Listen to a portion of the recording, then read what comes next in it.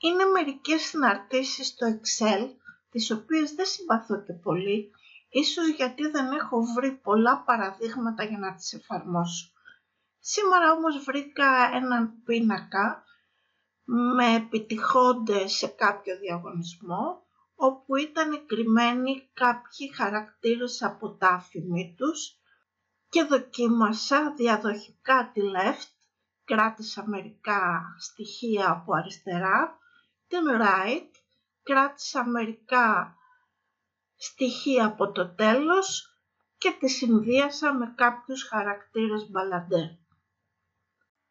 Δείτε πώς το έκανα και σκεφτείτε ότι θα μπορούσατε να το χρησιμοποιήσετε κι εσείς για να αποκρύψετε στοιχεία από άφημη ή άλλους αριθμούς μητρών, μαθητών σας, συναδέλφων κτλ. Είμαι η Μαρία Ζάπα Κασαπίδη και αυτό είναι ένα από τα tips του Excel.